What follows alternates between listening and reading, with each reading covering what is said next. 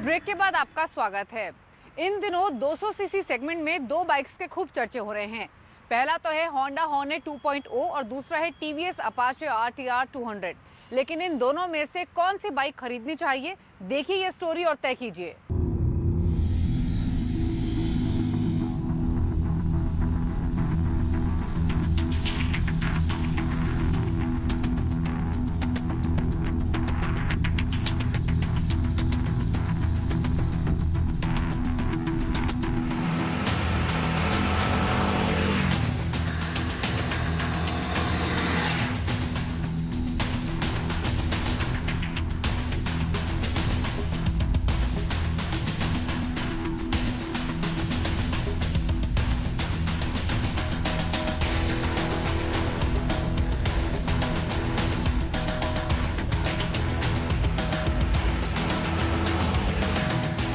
आप भी डिसीजन नहीं ले पा रहे हैं कि इन दोनों में से कौन सी बाइक्स आपको लेनी चाहिए, तो मैं आपके इस कंफ्यूजन को दूर कर देता हूं। तो सबसे पहले जान लेते हैं इन दोनों बाइक्स की कीमत कितनी, यानी कौन सस्ती है कौन महंगी है।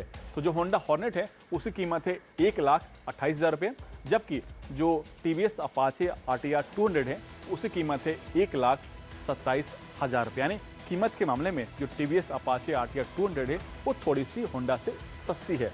लेकिन कहानी अभी खत्म नहीं हुई है, कहानी अभी शुरू हो रही है।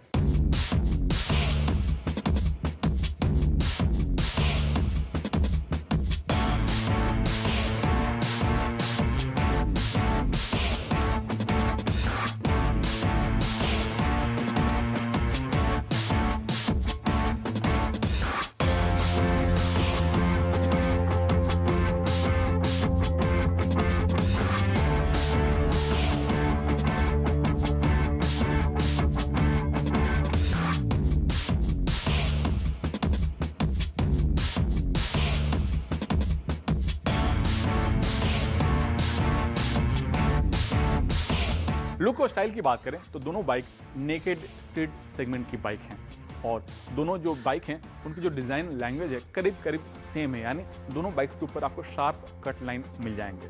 जो फ्यूल टैंक है बोल्ड और मस्कुलर रखा गया है। जो टीवीएस अपाचे जो है उसका जो फ्यूल टैंक का जो फ्यूल फिलर कैप थोड़ा सा ऑफ साइड रखा गया है, जबकि जो होंडा हॉर्नेट है उसके फ्यूल टैंक के ऊपर आपको इग्निशन की सिस्टम दिया गया है। साइज 12 लीटर है। सीट को स्प्लिट रखा गया, यानी दोनों बाइक जो सीट है वो स्प्लिट है। जो आपका साइलेंसर है, जो एग्जॉस्ट है, जो आजकल ट्रेंड चल रहा है यानी छोटा रखने का, दोनों बाइक के जो साइलेंसर है वो कॉम्पैक्ट है और काफ़ी खूबसूरत दिखते हैं। ग्राउंड क्लियरेंस जो होंडा हॉर्नेट है उसकी जो ग्राउंड क्लियरेंस है 167 mm, जबकि जो टीवीएस अपाचे RTR 200 है उसकी जो ग्राउंड क्लियरेंस है वो है आपको 180 mm। जब ग्राउंड क्लियरेंस ज़्यादा है तो उसकी सीट की हाइट भी ज़्यादा है। इस तरह से लुक और स्टाइल के मामले में ये दोनों बाइक एक दूसरे को कड़ी टक्कर देती हैं।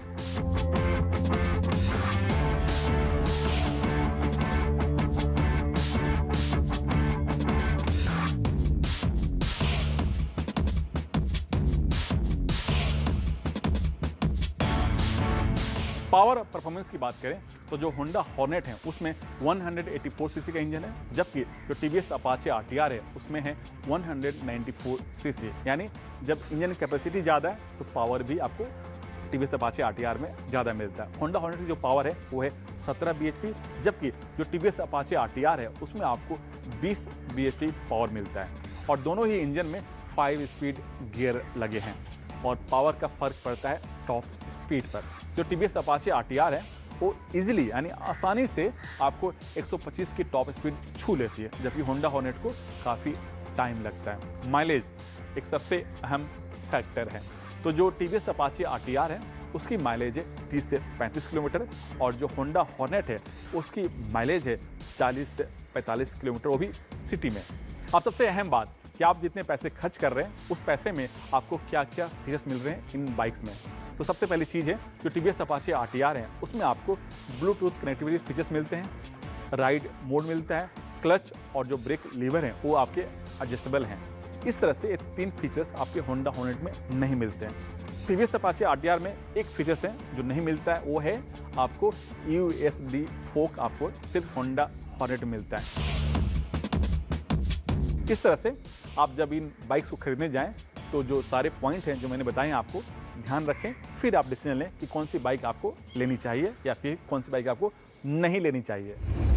और अब रुक करते हैं हमारे खास segment Servo present tip of the week का। कार के इंजन के लिए बाजार में मिलने वाला साधारण इंजन ऑयल और सिंथेटिक इंजन ऑयल में से कौन सा बेहतर है और क्यों, जानिए हमारे special segment tip of the week में। इंजन ऑयल खरीदते समय कार कंपनी का रेकमेंड किया हुआ ऑयल ही इस्तेमाल करें। लग्जरी कार कंपनियां सिंथेटिक ऑयल रेकमेंड करती हैं, जबकि छोटी कार बनाने वाली कंपनियां मिनरल ऑयल इस्तेमाल करने को कहती हैं। साथ ही ऑयल हमेशा किसी बढ़िया ब्रांड का डलवाएं। इंजन ऑयल 3 तरह के होते हैं। पहला मिनरल ऑयल, जिसे हम नेचुरल ऑयल कहते हैं। दूसरा सिंथेटिक ऑयल, जो कई केमिकल्स को मिलाकर तैयार किया जाता है। तीसरा सेमी सिंथेटिक ऑयल, जिसमें मिनरल और सिंथेटिक दोनों तरह के ऑयल का मिक्सचर होता है। Synthetic engine oil artificial chemicals को मिलाकर बनाया जाता है, जिसका इस्तेमाल लग्जरी कारों या परफॉर्मेंस गाड़ियों में ज्यादा होता है। ये इंजन में होने वाले फ्रिक्शन को कम करता है, क्योंकि ये कोल्ड और हॉट दोनों कंडीशन में अच्छे से काम करता है। इसमें चिकनाहट दूसरे ऑयल के मुकाबले ज्यादा होती है। रबर और प्लास्टिक के पार्ट्स को इससे कोई नुकसान नहीं होता और ये जल्द काला या गाढ़ा भी नहीं होता है।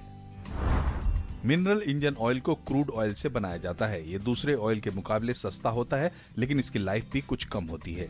ये जल्द ही काला और गाढ़ा हो जाता है। साथ ही इससे इंजन में लगे रबर और प्लास्टिक के पार्ट्स भी दूसरे ऑयल के मुकाबले जल्दी खराब होते हैं।